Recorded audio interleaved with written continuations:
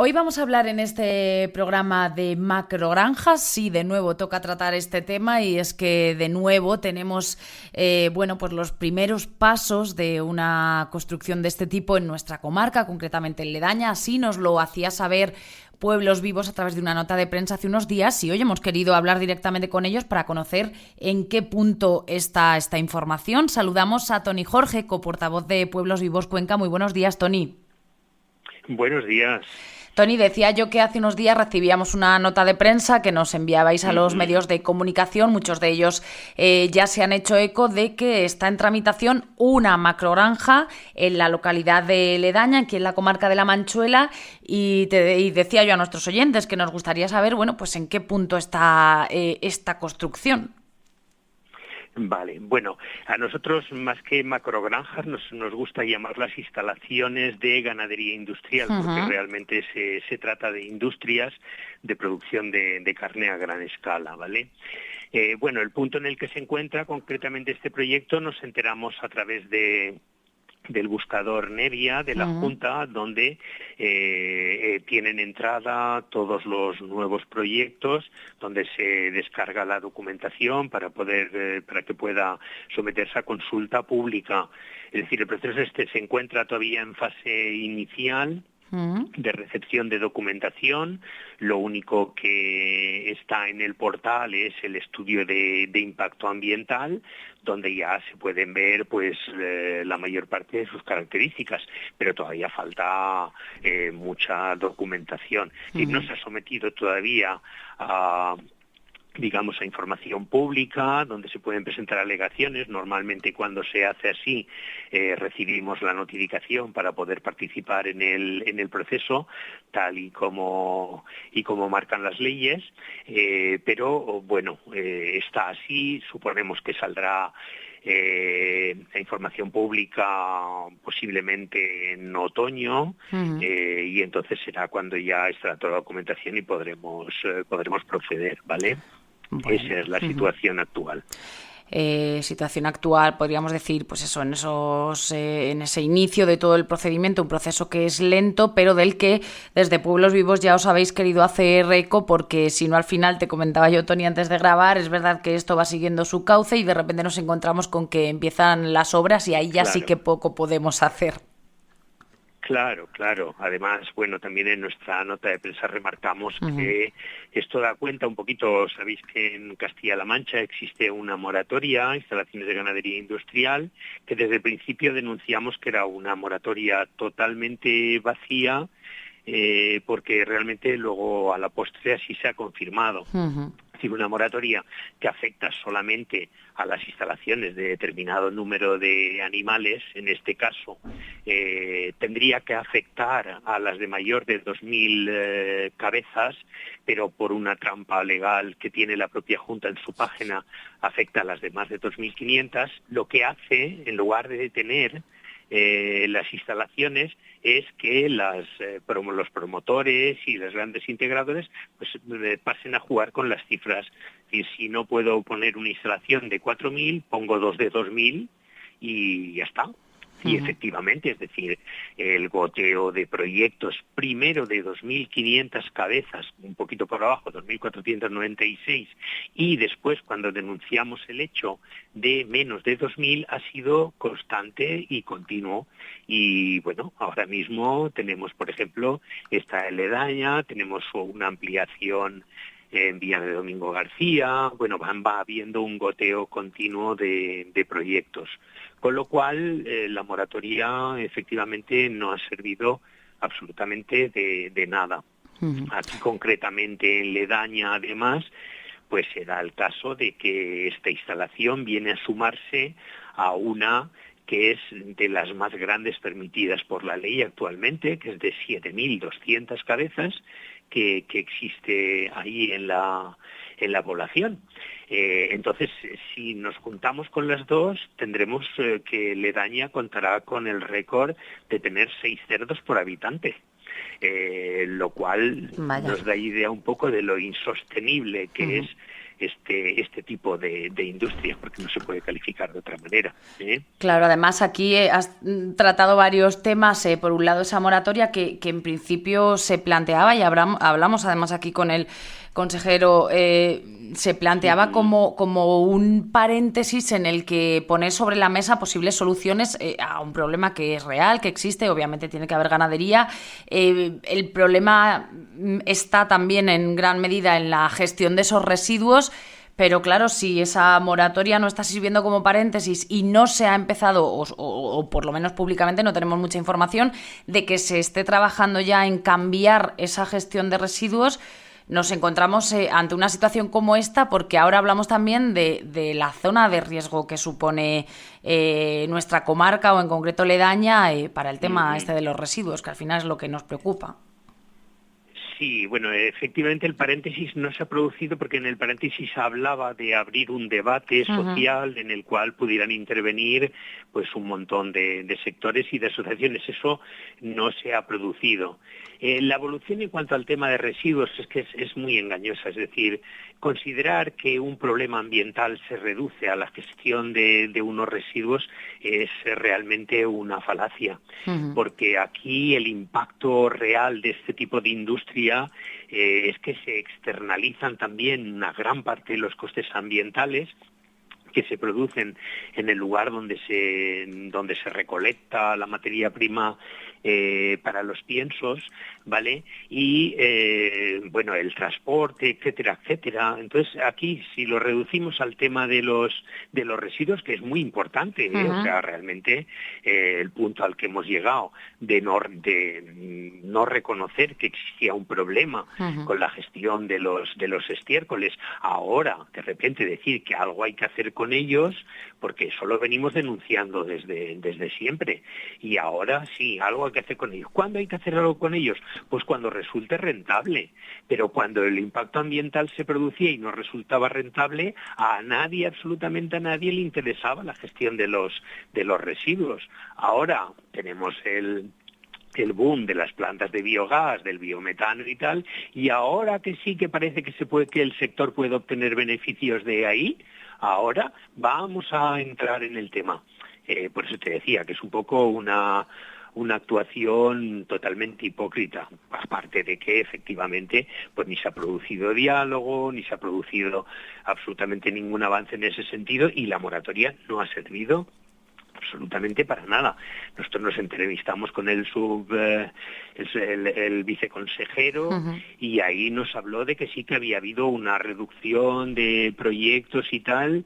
Bueno, si alguna reducción se puede haber producido ha sido por la saturación del sector, por los indicadores del porcino, por lo que se avecina y ya está, pero no realmente porque haya habido una voluntad, porque aquí los criterios que funcionan son los criterios economicistas. Sí, todos estamos de acuerdo que tiene que haber, que la ganadería es necesaria, pero el problema está en qué modelo y qué tipo de ganadería. Es decir, hay una ganadería que es totalmente, cuyo impacto ambiental es totalmente inasumible por el planeta y por la región, que es el caso de la ganadería industrial, tanto del porcino como del aviar. Claro, al final lo que pasa es que ¿qué hacemos con la demanda, Toni? ¿Qué solución encontramos a este súper problema que tenemos? Bueno, vamos a ver, con la demanda, el tema de la demanda es un tema a analizar detenidamente. Bueno, en primer lugar, con la demanda interna, está demostrado, y según los estudios de la OMS y de entidades de nutrición y tal, de que aquí se consume 3 veces más carne de la realmente necesaria. Sí. Con lo cual ya podríamos eliminar de la ecuación 2/3 de la producción, ¿vale? Luego, a continuación, tenemos que el 60% de la producción, o más del 60% de la producción nacional de carne, es para exportación, ¿vale? Con lo cual podemos eliminar esa cantidad. Claro, si dijeras, es algo inocuo, pues bueno, bien, exportamos el 60% y ya está. Pero es que, claro, estamos hablando también de una dependencia de los insumos exteriores terribles y del impacto que te había relatado. Con lo cual, no es sostenible un modelo porque no es sostenible por muchas razones, ambientalmente, por el transporte, porque claro, estamos exportando a países muy, muy lejanos, es decir, todo eso es transporte que se realiza por barco, por camiones, con una huella de carbono ingente. Claro, si aquí me dices, reducimos el impacto con las emisiones de un tanto, pero bueno, no te das cuenta que no estás abordando la globalidad del problema, es decir, hay que tener una visión holística del tema, no una visión muy, muy, muy parcial. Es decir, te das cuenta un poco el tema del consumo de la carne, pues bueno, depende de la perspectiva desde que lo mires, dices, ¿es necesario consumir carne? Bueno, sí, la OMS en primer lugar, estrictamente necesario, evidentemente no lo es, porque la proteína vegetal puede sustituir a la animal, pero si se quiere mantener, bueno, se puede mantener, pero de una manera razonable, es decir, con las cifras que nos indican que son saludables y luego eliminando. Claro, aquí con la exportación del 60% de nuestra carne, ¿qué estamos haciendo? Determinados países están externalizando los costes ambientales que recaen en nosotros, ¿vale? Y están beneficiándose de una carne muy barata. Es decir, estamos produciendo una carne, me parece que los indicadores del porcino hablaban de un 1 o un 0,1, un 0,5% más baratos que la media de la Unión Europea. Estamos exportando carne muy barata. ¿Por qué es eso? ¿Por qué tenemos unos costes de producción tan bajos? Bueno, por una parte evidentemente está toda la cuestión tecnológica, pero otra parte está evidentemente que hasta ahora no se ha pagado absolutamente ningún tipo de cuestión ambiental, es decir, esos costes no se han vertido en la producción y producimos carne muy barata. Otros países que sí que tienen normativas más estrictas tienen la carne más cara. Evidentemente, las reglas de mercado son las que son y las cosas funcionan como funcionan. Claro, es que al final es complicado porque aquí, tal y como estás comentando, Tony, tenemos todos nuestra parte de responsabilidad, empezando por nosotros, por los propios consumidores por los consumidores, efectivamente. Y por una concienciación que no termina de llegar y yo creo que estamos viendo que la cosa se va complicando, no hay más que ver las olas de calor, el cambio climático, etcétera, etcétera. Entonces, claro, y luego aunque el tema de la contaminación.